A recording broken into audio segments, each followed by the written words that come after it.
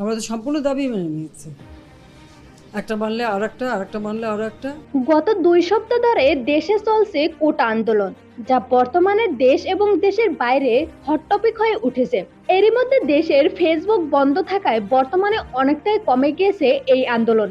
তবে এই আন্দোলন ছাত্রদের হলেও তাদের পাশে দেশের সর্বস্তরের মানুষ এসে দাঁড়িয়েছে। নায়ক থেকে গায়ক সবাইকে দেখা গেছে ছাত্রদের পাশে থাকতে। এরই মধ্যে এক পোস্টে শাকিব খানও ছাত্রদের পাশে দাঁড়ায়, যা মুহূর্তে ভাইরাল হয়ে পড়ছিল। এরপর এক ইন্টারভিউতে শাকিব বলেন, দেশের ছাত্রদের এই আন্দোলনকে আমি সমর্থন করি, তারা যা করছে ঠিক করছে। তবে এখনো সবকিছু মেনে নিলেও এখনো ছাত্র নিখোঁজ রয়েছে। আমি চাই সবাইকে মুক্তি দেওয়া হোক। অন্যদিকে প্রধানমন্ত্রী এক সংবাদ সম্মেলনে বলেন, ছাত্রদের যত দাবি ছিল আমি মেনে নিয়েছি। তারা বারবার দাবি করতেছে, প্রত্যেকবার তা শুনেছি, আর আশা করি আর দাবি থাকবে না তাদের। তবে এখন যদি তাদের পাশে কেউ থাকে তাহলে তাদের ছাড় দেওয়া হবে না, সে নায়কই হোক বা যে দলের লোকই হোক না কেন।